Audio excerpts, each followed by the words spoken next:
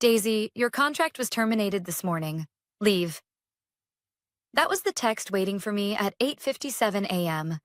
Sharp, short, clinical, cowardly. I stared at it while the elevator doors closed, sealing me in chrome and silence. My reflection looked back. Black blazer, hair perfectly pinned, the same pearl earrings my grandmother used to say were meant for a woman who knew her worth. I didn't react. Didn't flinch. Didn't blink. Instead, I slid my phone into my pocket and pressed the button for floor 27, boardroom level, the place where decisions were made. Or, if my plan held, the place where decisions would be undone. I still remember my first day here. I was 27, fresh out of grad school, and the CEO shook my hand like he already owned my future. "You're going to do big things here, Daisy," he'd said. Back then, I believed him. Now, 8 years later, that same man couldn't even bother to fire me face-to-face cute. At 9:01 a.m., the elevator chimed. I stepped out and felt the energy shift immediately. Not the dramatic kind. No hushed whispers or gasps. But the subtle kind. The kind that comes from people suddenly avoiding eye contact, from conversations ending half a second too fast. People always underestimate silence. Silence tells you everything. My heels echoed down the hallway. Steady, controlled, intentional. A rhythm drummed tight with tension. As I approached the boardroom, the glass walls reflected faces already seated inside. Executives, board members, and Brandon, our newly promoted CFO, whose ego barely fit inside the building. He was the reason I got that text. The golden boy, the CEO's protege, the man who thought titles equaled intelligence, or power, or both. I opened the boardroom door without knocking. Every head snapped toward me. Brandon choked on air. "D. Daisy?" His voice cracked. "You're not supposed to be here." I smiled. Not a warm smile, not a friendly one. The kind you give right before checkmate. "Oh? That's interesting," I said calmly. "My calendar says otherwise." Let me be clear. I wasn't surprised by the firing. I'd seen it coming 3 months ago, sudden secret meetings. Missing email access I previously had. My name disappearing from invitation lists I used to be required in. The soft betrayal always comes quietly. Not like thunder, but like humidity. You don't notice until you can't breathe. So I prepared. Quietly. Precisely. Relentlessly. Because the first rule of corporate survival is simple. Never let someone take from you what they didn't build with you. Back in the boardroom, Brandon exchanged a panicked look with the CEO. Yes, she, looked irritated, like I was an inconvenience, not a threat. "Daisy," she exhaled, standing. "You were notified. You're no longer—" I interrupted her. Not loudly, not aggressively, just efficiently. "I'll stay." A few people winced. People who knew me well enough to recognize that tone. The CEO stiffened. "This is a closed executive meeting." "It is," I agreed, walking toward my seat. The one I'd sat in every Monday for 3 years. And I am still an executive. Brandon barked a laugh. Not because he thought it was funny, but because panic has to escape somehow. "No, Daisy. You were terminated this morning. HR is packaging your—" The door burst open. The company's senior lawyer, Harold Finch, gray suit, sweating, holding a laptop like it was radioactive, stumbled inside. His eyes landed on me. He froze. "Ma'am," he breathed, voice cracking. "That's your authorization on the buyout agreement." The room went still. No one moved. No one spoke. Brandon turned pale.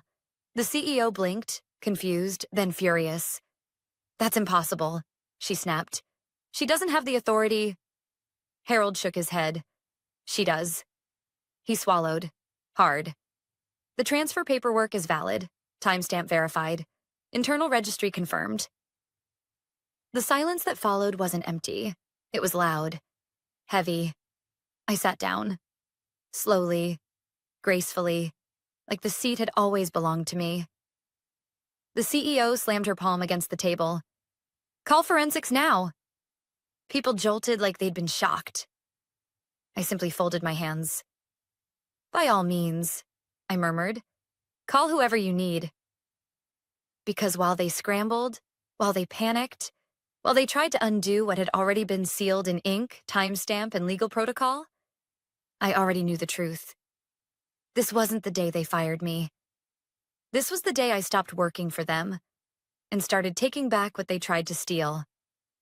And by 1 p.m., they would understand something they should have known all along. You never underestimate the woman who built the system. The first person to break after the CEO's outburst wasn't Brandon. It was the board chair. Elaine Wu. Sharp. Calculated.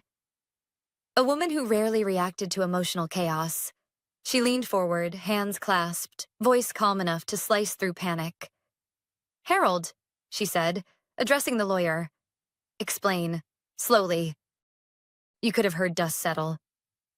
Harold adjusted his glasses, opened the laptop, and turned the screen toward the board. The system shows a triggering event, he said.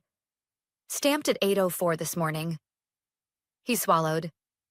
Tied to a dormant executive buyout clause. The CEO scoffed.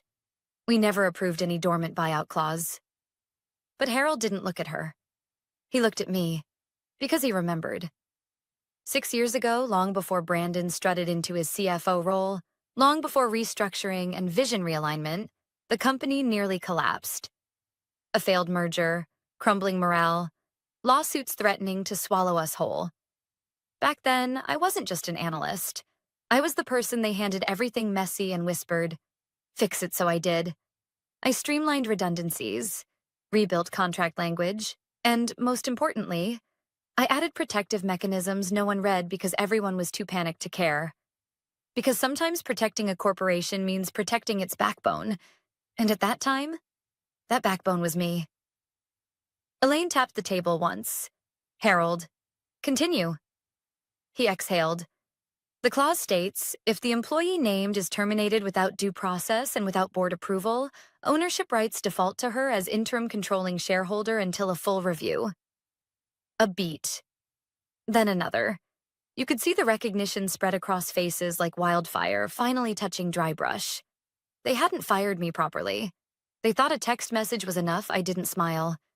Not yet. Not here. The CEO finally found words. That clause can't just activate. It must require board signatures. Arbitration review. Harold shook his head. It would, normally. He clicked one line on the screen. A scanned document filled the projector behind them. Clean, crisp, numbered, initialed my initials. And two others, Elaine's and the CEO's, dated years ago. No one breathed. Brandon shot up from his chair the way a person leaps from a chair they thought was stable. This is absurd, he snapped.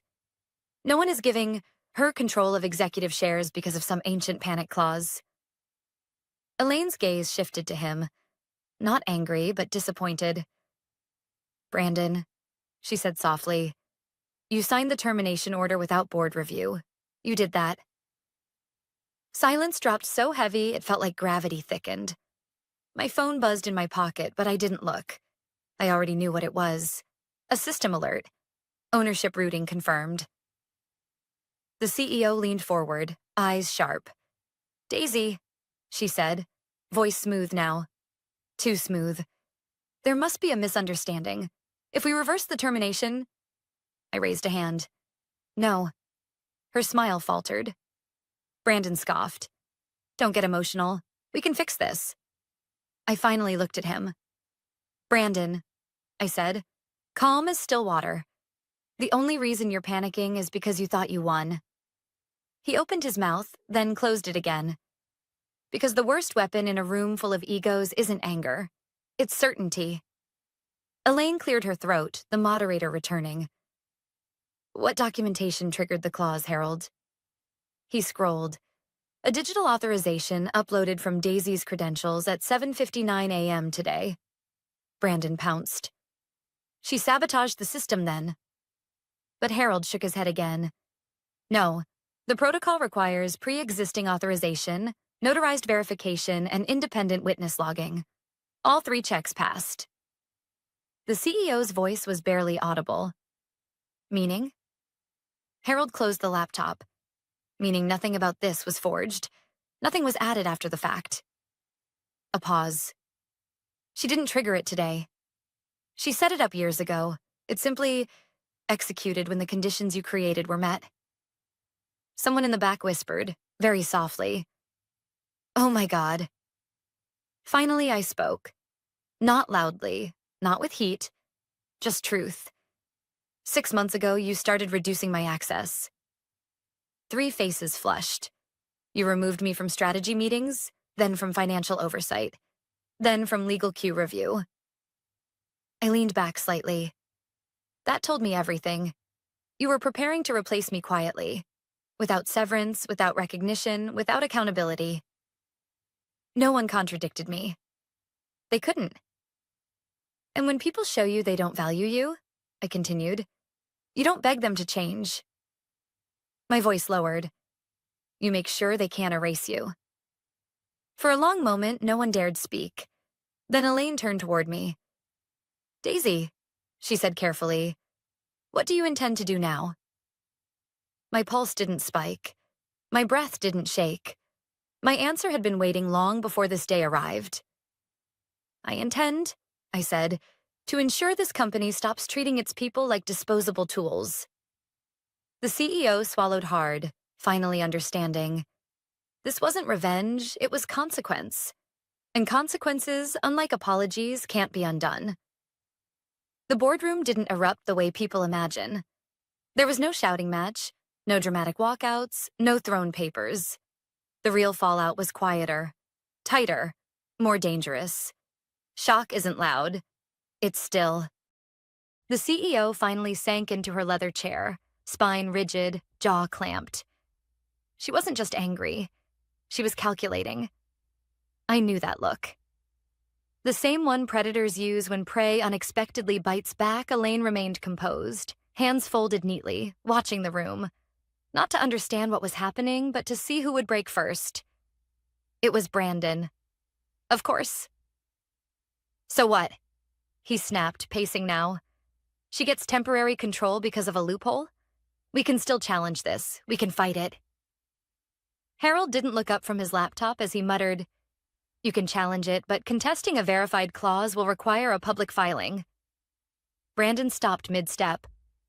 "A public filing?" The CEO repeated, voice low. Harold nodded. "Yes, SEC review, media inquiry, shareholder disclosure." Silence again. Heavier now. This wasn't just about me. This was about exposure. Corporate decisions whispered in hallways, undisclosed bonuses, questionable advancements. Suddenly at risk, Brandon swallowed hard. That could sink stock projections. Harold nodded once. "And if the clause stands, and it will, that means she retains administrative control while the courts review it." "So she runs the company while we challenge?" Brandon hissed. "No," Harold corrected, finally meeting his eyes. "She owns it." I watched panic settle across their faces. Not dramatic, not chaotic, but internal. The kind that rearranges someone's understanding of reality. The CEO finally spoke. Quiet but sharp. "What exactly do you want, Daisy?" Not the question of a leader. The question of someone negotiating with a threat. I met her eyes. "I want an honest conversation. Something I haven't received here in months." She scoffed. "You were never excluded. We were restructuring." "No," I said, voice steady. "You were eliminating anyone who didn't serve your new hierarchy. Anyone who could question you." Her expression wavered, just enough to confirm it. Brandon crossed his arms. "So what? Now you're going to rewrite the rules? Fire everyone? Replace leadership?" It was tempting. Too easy. But vengeance wasn't why I walked in here. "You think this is about humiliation?" I said slowly. "About getting even. but I didn't fight my way to the table to burn the building down. I paused. I fought because people like you assume loyalty should come without respect.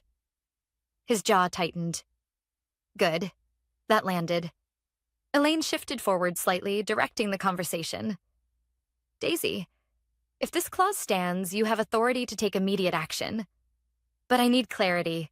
Are you stepping into leadership or simply holding the position until review? I knew the answer before she finished speaking. I'm stepping in. No hesitation. No apology. I'd already done the work for years, just without the title. At that exact moment, my phone buzzed again. This time I checked.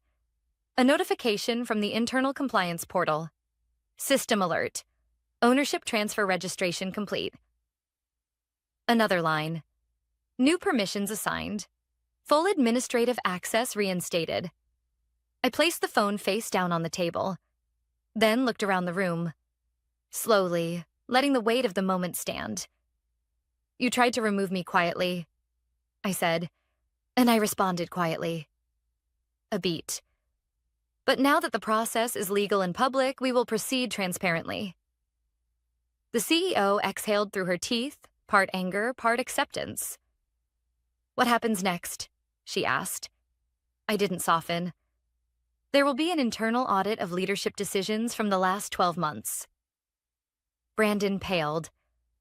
And until the audit is complete, I continued, no executive terminations, promotions, financial reallocations, or restructuring changes will move forward.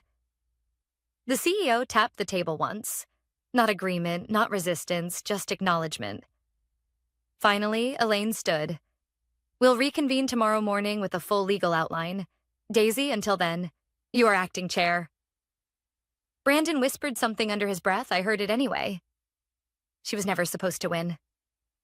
I turned toward him, calm, collected, unshaken. I didn't win. My voice stayed low, measured. You just lost because you underestimated the wrong person. As the board members stood and slowly filed out, no one looked at me with dismissal anymore. They looked with calculation, recognition, unease, respect. I gathered my pen, just one, placed it neatly in my bag, and stood. 9 hours earlier, they thought they could erase me with a message. Now, before noon, the company wasn't just listening. It was mine. But this wasn't the end. It was the beginning, and tomorrow the real work would start. I didn't sleep much that night. Not because of adrenaline or fear, but because power changes things. People, dynamics, plans. And overnight, the quiet rumble of what happened spread through the company like electricity through exposed wire. No announcement had been made yet, but offices have their own nervous system. Whispers, Slack messages, private group chats, calendar updates disappearing without explanation. By morning, everyone knew something. Just not which way gravity now tilted. I arrived at the building at 8:12 a.m., not early, not late, precisely as I always had. My badge, once deactivated, now unlocked the doors so fast the scanner beeped twice. A subtle apology from the system. In the lobby, employees glanced up at me in quick, darted movements. Some confused, some curious, others worried. People remember who stood with them. People also remember who didn't. As I reached the elevator, a voice called softly behind me. Daisy? I turned. It was Mia, junior data analyst, barely mid-20s, always the first one in and the last one out, holding this company together in ways leadership never noticed. She clutched a blue folder like a lifeline. Her voice trembled. I heard you... Well, I don't know what I heard. Is it true? I held her gaze. That depends. What version did you hear? That they tried to fire you, she whispered.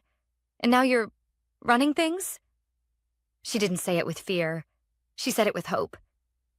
I nodded once. I'm acting chair until review. Possibly longer. Her shoulders dropped. Not in relief, but in something close to vindication. That's good, she said quietly.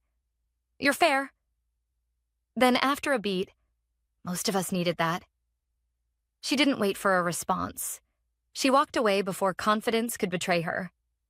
The elevator doors opened and I stepped inside, feeling the shift. This wasn't about revenge anymore. It was responsibility. The board meeting was scheduled for 9 o'clock. When I walked in at 8:59, the room was already full. No one ignored me now. Elaine acknowledged me with the smallest nod. The CEO avoided eye contact. Brandon looked like someone had swallowed his confidence and left him with the shell. Harold cleared his throat. "Before we begin," he said, "I need to confirm for the record that the ownership transfer has passed legal verification and cannot be overturned without court-mandated cause." He looked at me. "And there is no cause." Silence. Then Elaine turned to me. "Daisy, the floor is yours." The gravity of that sentence wasn't lost on anyone I stood, not dramatically, just deliberately, and placed a printed folder at the center of the table. "A year ago," I began, "employee satisfaction surveys were quietly archived instead of reviewed." A flicker of surprise moved across the CEO's face. "Yes," I continued, "I know about that. And yes, I know why." I clicked the remote and a screen illuminated behind me. Graphs, timelines, reports. This company was built on innovation, I continued, but somewhere along the way, leadership shifted focus, from building value to protecting seats. No one spoke. "The restructuring wasn't about improving operations," I said softly. "It was about eliminating challenge, eliminating dissent, eliminating anyone who remembered how the company was built." Brandon exhaled sharply, defensive. "Now wait." "No," I cut in, firm, not loud. "You will have time to speak, but right now, you will listen." His mouth closed, and this time, he stayed quiet. I clicked again. A new slide. Turnover statistics. Compensation disparities. Executive bonuses during layoffs. Mia's team listed among the lowest paid departments. "This board has forgotten the most basic principle of leadership," I said. "People don't work for companies, they work for people they trust." For the first time, the CEO looked directly at me. Not angry, but exposed. "So here's what will happen." I placed both hands on the table. Effective immediately, all ongoing restructuring will pause. An independent audit will begin, focusing on financial decisions and compliance. Elaine nodded. Approval, not obligation. "We will also begin department evaluations, not to eliminate roles, but to understand what support has been ignored." A few board members shifted, uncomfortable. Good. Growth was never comfortable. "And finally," I added, "HR will no longer report exclusively to executive leadership. They will report to the board, specifically through me, until ethical standards are confirmed." The CEO's jaw tightened. "You're dismantling the system," she murmured. I met her eyes, steady, unflinching. "No," I said softly. "I'm rebuilding the one we promised when we hired people who believed in us." For a long moment, the room held still. Not resistance, not acceptance. Just processing. Then Elaine spoke quietly, almost with relief. "Motion to proceed under Daisy's outlined mandate?" Hands raised, one by one, even the CEO's. Brandon's was the last, slow, reluctant, but it lifted, motion passed. As the room emptied, Elaine paused beside me. "You know," she said, "most people who get power this suddenly use it to destroy." I looked at her. Maybe that's why most leaders aren't remembered for the right reasons. She smiled. Not big, not soft, just real. "We'll see who you become." I nodded once. "We will." Because tomorrow wasn't going to be the fight. It would be the rebuild. And rebuilds always revealed the truth. Who deserved power and who only wanted it. 3 weeks later, the company looked the same from the outside. Same glass windows, same navy blue lobby, same front desk orchid that somehow never died. But inside, everything had shifted. The audit confirmed what most employees already suspected: selective promotions, favoritism, silenced complaints, and financial decisions that benefited a handful at the top while entire departments struggled. No crimes. Nothing criminally prosecutable. Just something worse. Neglect. The kind of leadership that drains potential. Not with violence, but with indifference.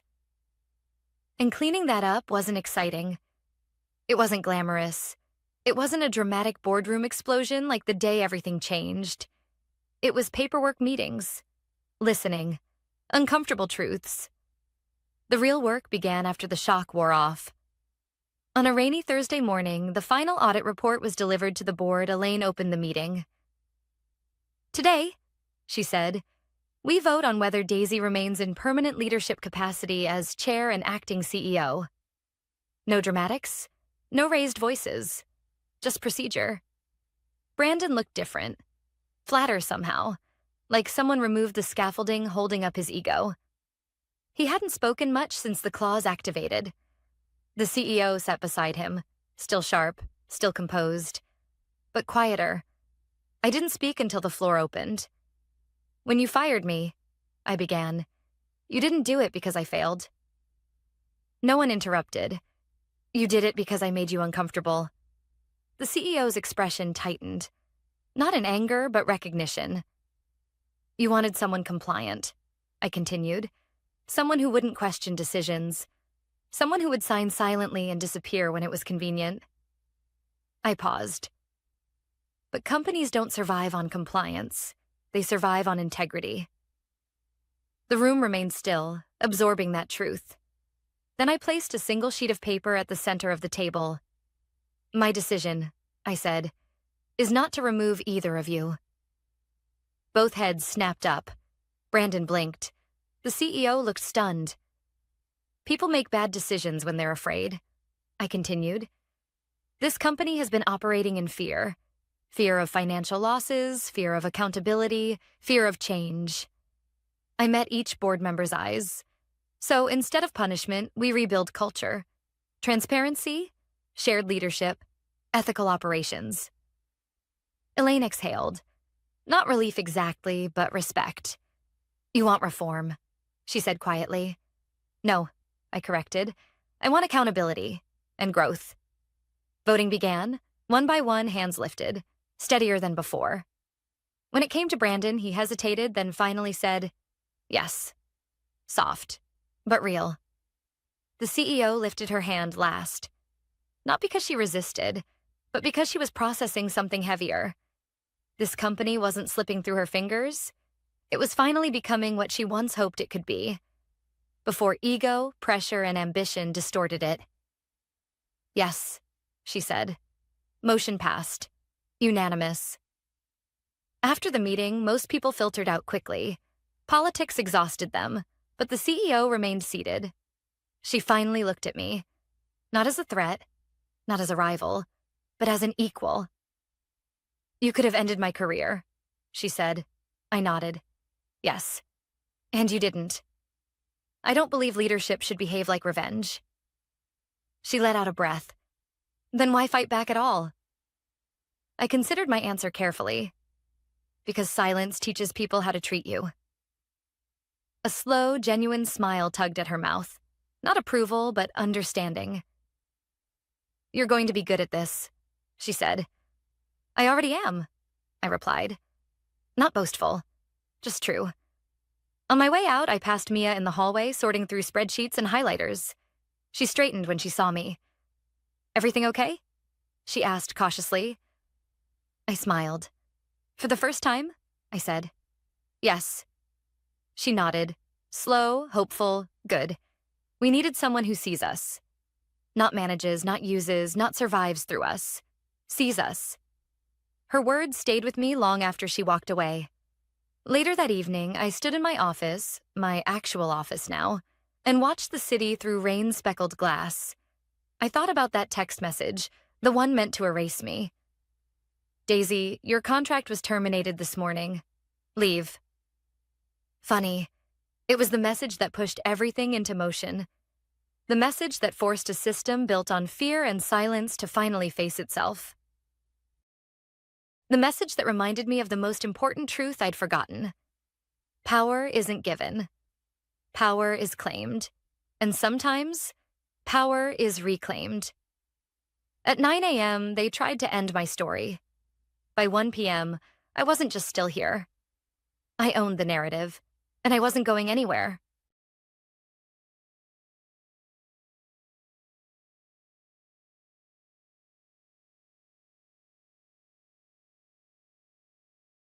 I stared at him for a full 3 seconds, wondering if I'd misheard, or if the founder's son had finally inhaled enough vape smoke to kill the last surviving brain cell in his skull.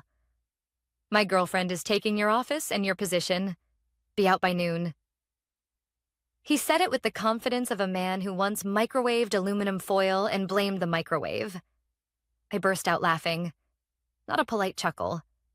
No, the kind of laugh that erupts when life becomes so stupid it circles back to comedy. Good luck, then, I replied, grabbing my coffee and walking past him like he was a speed bump someone painted gold and called valuable. Behind me, I could feel his confusion crackle. I didn't give him the satisfaction of looking back. Because here's the thing. I already knew this company was headed straight for a flaming train wreck. They just didn't know I was the airbag they were about to remove. Let me rewind. I'd been with Harbor Tech Logistics for 9 years.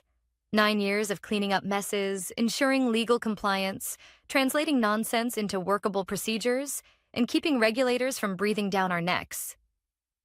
9 years of late nights, missing birthdays, fixing disaster after disaster created by rich men who believed compliance was optional and consequences didn't apply to them.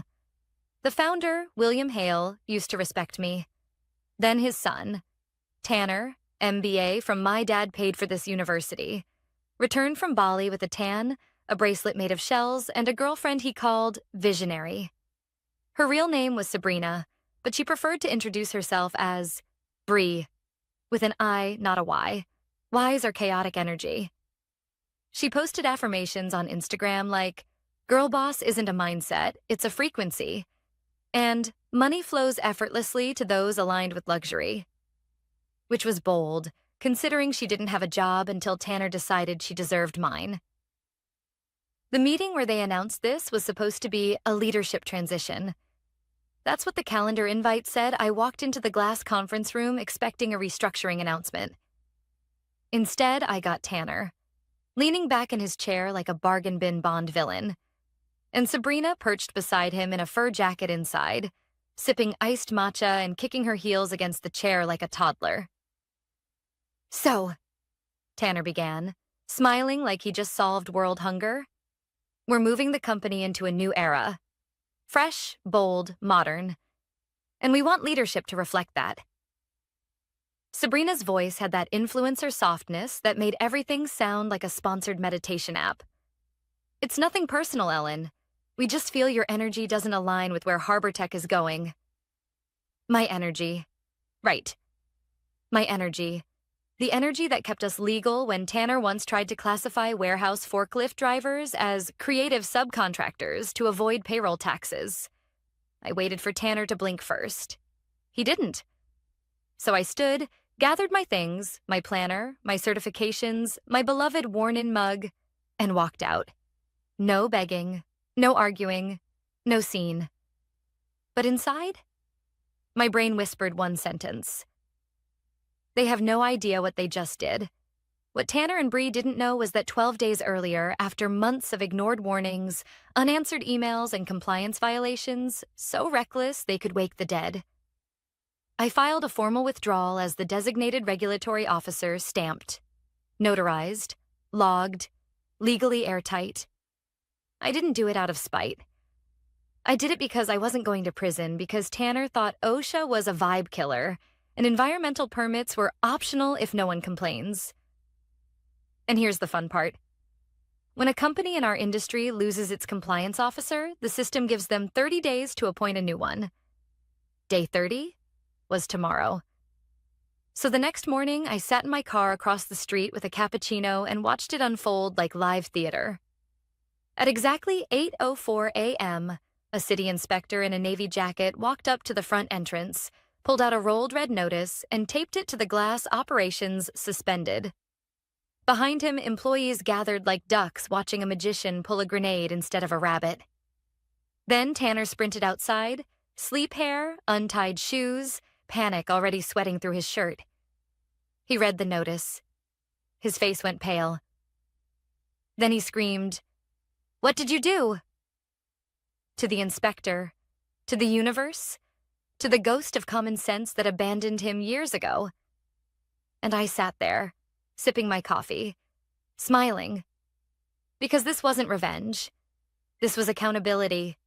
And accountability? Hits different when it finally arrives.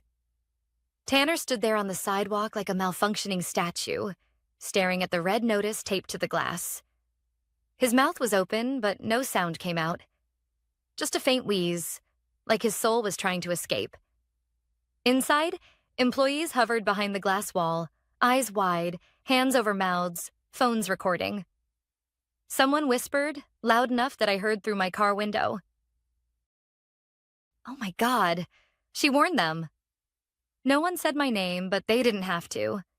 Guilt recognizes the person it failed. And in that moment, watching Tanner frantically tap the locked door like it would magically unseal if he pushed hard enough, something inside me finally unclenched.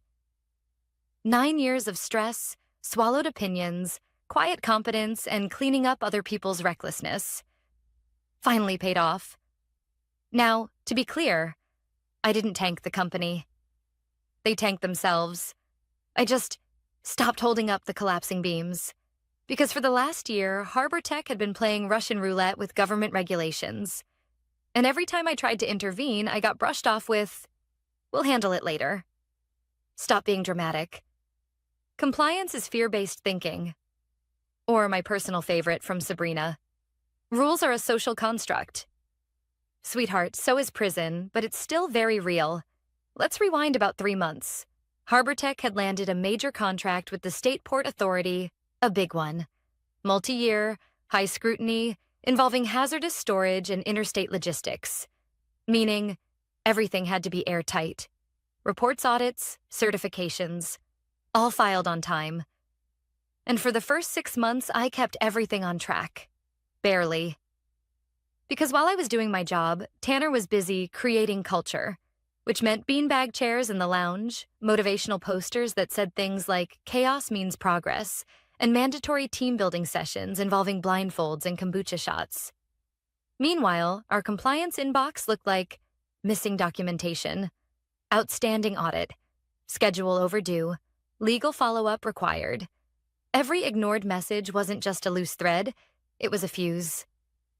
The turning point came one evening at 10:14 p.m.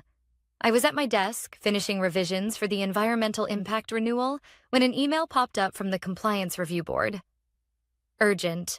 Final notice before enforcement action. That wasn't a warning. That was the last step before consequences. I forwarded it to Tanner, the founder, and Sabrina, who by then was already unofficially involved in decisions she had no qualifications for. 5 minutes later, Sabrina replied, "No punctuation, no greeting. Can this wait until after the Luna retreat? I'm not in a mental space for stress or in a compliance violation threatening hundreds of jobs and millions in contracts." And she wanted to wait until after her yoga retreat. I stared at the screen until the absurdity settled into certainty. They weren't going to take responsibility. So I stopped absorbing the impact. 2 weeks later, after documenting every warning, every missed deadline, every red flag, I contacted my attorney. Not to sue. Not yet. Just to ask one question. If a company ignores compliance responsibilities and refuses to act, am I legally obligated to stay responsible for consequences? His answer? No, but you need to resign officially, with proof, signatures, and time-stamped filings, and make sure you keep records. So I did. Signed. Notarized. Uploaded. Certified. I notified leadership. I sent the withdrawal notice to legal. I even included the reference codes and compliance deadlines they needed to meet to stay operational. No drama, No revenge plan. Just a boundary. And every single person in that chain either skimmed it, ignored it, or assumed I was bluffing. Back in the present, Tanner finally stopped slapping the locked glass door and spun toward the inspector. His voice cracked like a teenager denied concert tickets. There has to be a mistake. We have a compliance officer. The inspector, mid-50s, government badge, coffee cup that said, "Don't confuse Google with my degree," didn't blink. No registered compliance officer has been assigned since April. Under state statute 9-14-B, operating without one is grounds for immediate suspension. Tanner blinked. Okay, well, how do we fix it? The inspector shrugged, not unkindly. You appoint someone qualified. Submit documentation. Pass review. Could take weeks, months, depending on penalties. Months? Tanner squeaked. Possibly longer. Inside the building, someone gasped. Another person quietly sat down on the floor. And Sabrina, yes, she was there now, whispered loudly enough for the street to hear, "Wait, is this because Ellen left?" The inspector looked at her, confused. But I knew. Everyone did. Harbor Tech wasn't spoiled by bad luck. It was collapsing under the weight of ignored responsibility. And whether they liked it or not, I wasn't coming back to catch them. By noon, the news had spread through the building faster than free donuts. Harbor Tech's doors remained sealed. The red suspension notice bright against the glass like a warning label on poison employees drifted in small clusters outside the sidewalk, whispering, texting, calling spouses, pacing like people waiting for bad medical results. And somewhere in the middle of that chaos, Tanner vanished. Not physically. No, he was still inside. But mentally, he was gone. His swagger was replaced with the posture of a man trying to remember if crying was allowed in corporate leadership handbooks. I watched all of this from across the street with a sandwich and the kind of calm that only comes from knowing you followed the rules, and someone else didn't. My phone buzzed. It was Maria, one of the analysts who used to work under me. "Ellen, did you know this was coming?" I stared at the message. Did I know? Yes. Did I cause it? No. I just stopped being the human firewall between incompetence and consequence. I typed back. I warned them more than once. 3 dots appeared, then disappeared, then appeared again. "Maria, they're saying you sabotaged the company." I let out a small laugh. Quiet, tired, unsurprised me. If telling the truth counts as sabotage, maybe they shouldn't have lied to themselves. She heart-reacted the message. No follow-up. People always assume revenge requires action. Sometimes revenge is simply stepping away and letting people experience the results of their own decisions. By early afternoon, the founder arrived. I knew he was coming before I saw him, because the energy shifted. Conversations died. Employees straightened. The air got heavier. William Hale stepped out of a black SUV, posture rigid, face set like concrete. He didn't rush. He walked toward the entrance with the slow, deliberate pace of a man who hated surprises and hated public embarrassment. Even more. He stopped in front of the red notice, read it, then read it again. He didn't swear. He didn't yell. He just exhaled, long and slow, the sound of someone realizing exactly how much had been ignored.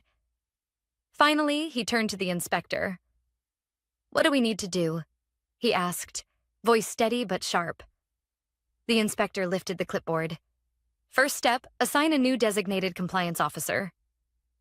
Silence stretched. Then Tanner appeared beside him. Hair messy, face flushed, expression equal parts fear and hope. "Dad, I can fix this," he insisted. "I just need her paperwork." "Her?" The founder stared at him. "Who?" Tanner cleared his throat. "Ellen." Like the name physically hurt to say. The founder blinked. "Ellen doesn't work here anymore." Tanner shifted. "I thought she'd still help." The founder turned his head slowly, like he feared he might snap something if he moved too fast. "You fired her." "No." Tanner said quickly. I replaced her. With who? And there she was, Sabrina, standing half behind Tanner, holding a designer tote bag like a shield. She lifted her hand in a small wave. Hi, she said softly. We haven't officially met. The founder closed his eyes. Not dramatically, just like he needed a moment of silence for his own sanity. When he looked at Tanner again, there was no yelling, just cold clarity. You replaced our compliance officer, he said flatly, with your girlfriend. She's not just my girlfriend. Tanner started, but the founder cut him off. What are her certifications? Sabrina blinked. Certifications? He stared. You replaced a state-registered compliance specialist with someone who doesn't know what a certification is. Sabrina's face flushed pink. I'm very motivated, she whispered. The founder looked like he aged 5 years in 5 seconds. He didn't speak again. Not to the inspector, not to Tanner, not to anyone. He simply turned and walked back toward his SUV. My phone buzzed again. It was a number I didn't recognize. For a moment, I considered ignoring it, but curiosity won. Ellen speaking, I answered. There was a pause. Then, Ellen. The founder's voice. Controlled. Crisp. Familiar. We need to talk. I said nothing. He continued. I made a mistake letting certain decisions go unchecked. I'm asking you, professionally, to come in and help us correct this. I stared at the building, at the sealed doors, at the silent employees, at Tanner pacing like a caged animal. Then I said, I'm willing to meet, but I'm not walking back in there. He exhaled. Tell me where. I looked across the street at the cafe with wood tables and decent coffee. The same place I had sat that morning, watching everything collapse, I smiled. Across the street, I said. Bring a notebook. He agreed. And as I hung up, one truth settled in.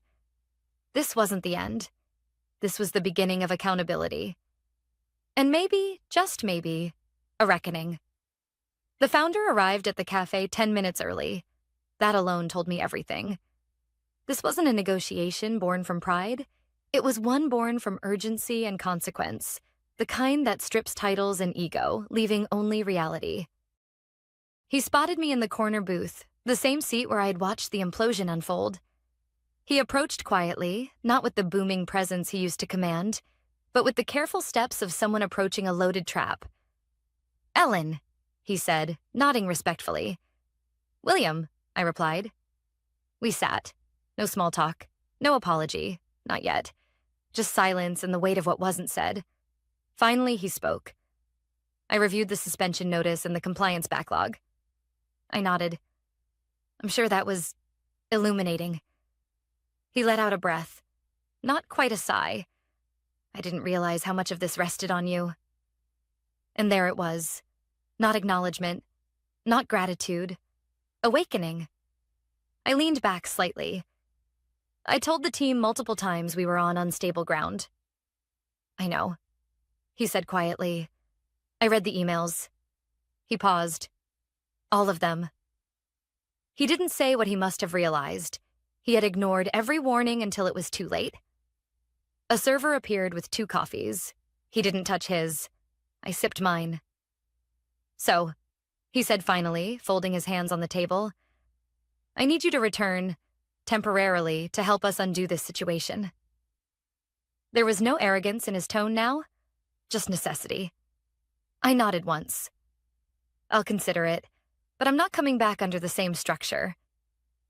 His eyebrows lifted slightly, not offended, just listening. All right, he said. Tell me what you want. I didn't rush.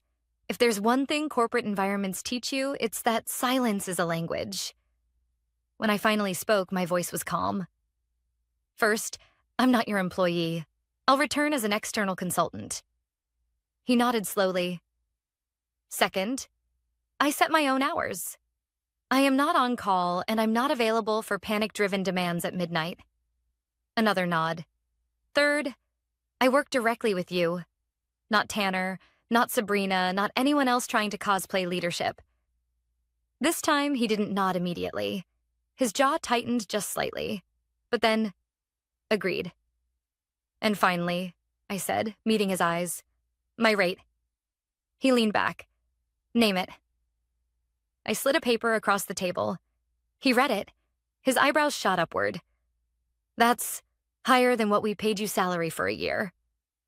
That's because, I said, taking another sip, I'm not here to fix small mistakes. I'm here to save you from a state-level shutdown and breach of contract lawsuits. He didn't argue. He didn't negotiate. He simply folded the paper, tucked it into his suit jacket, and said, "Send the formal agreement." I'll sign. For a moment, neither of us spoke. Then he asked what I knew was coming. Why didn't you tell me directly? I looked at him. Really looked. He wasn't clueless. He wasn't incompetent. He was guilty of something far more common in leadership: delegation without oversight. You didn't want to hear it, I said calmly. And your son made sure nothing reached you unless it fit his narrative. His jaw clenched.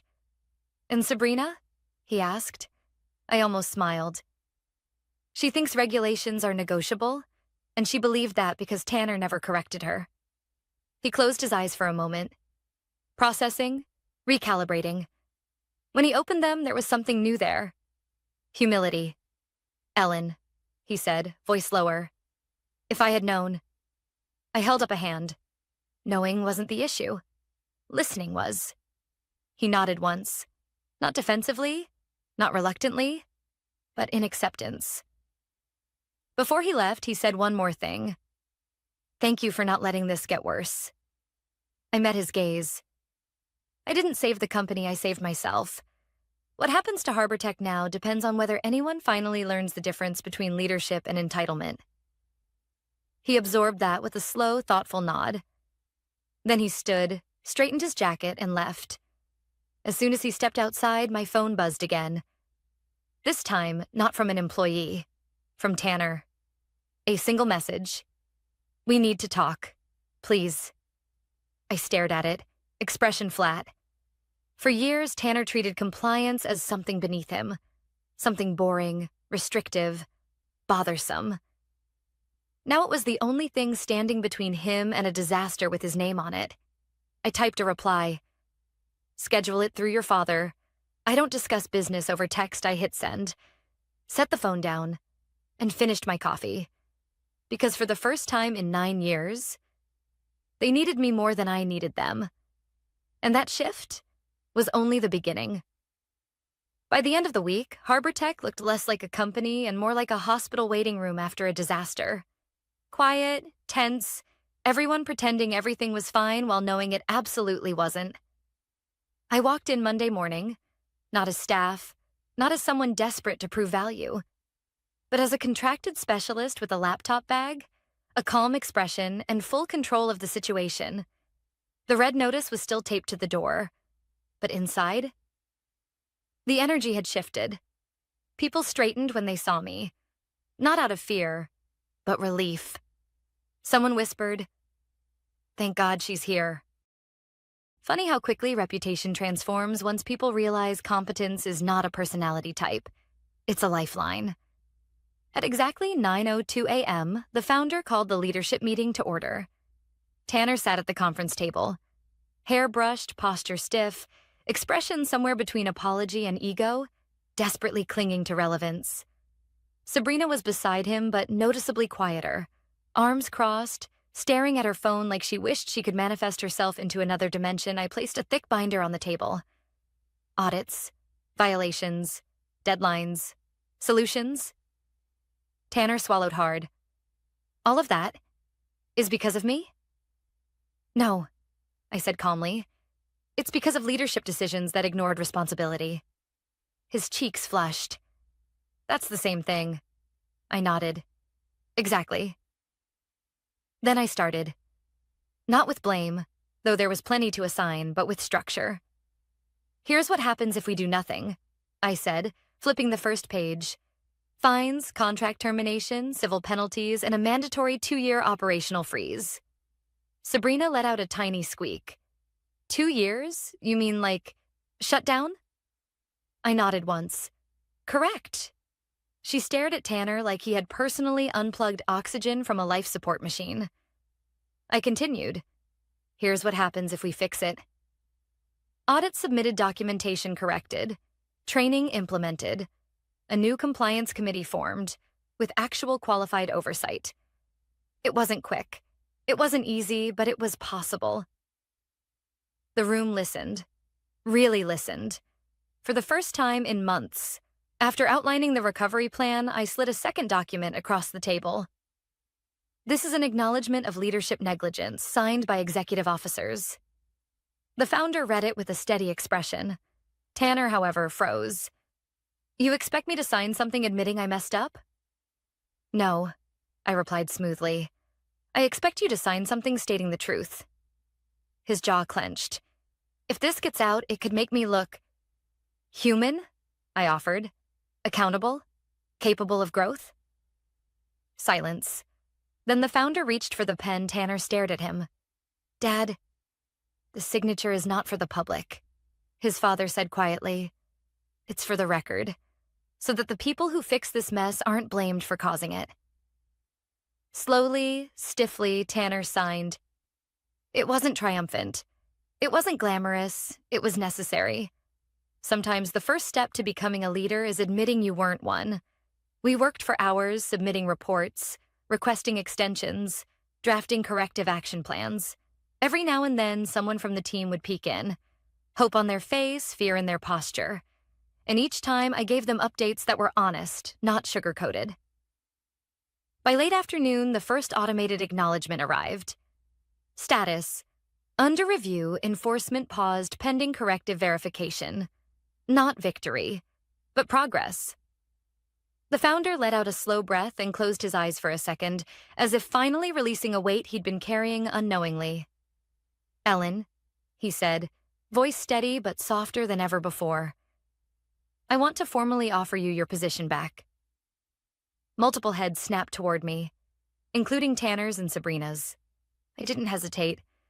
Not because I was emotional, but because I was finally clear. No. His eyebrows lifted. Not offended, just curious. I'm building something of my own now, I continued.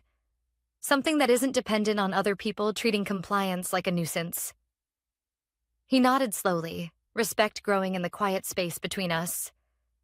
But, I added, closing the binder, I'll stay on contract until the final review clears.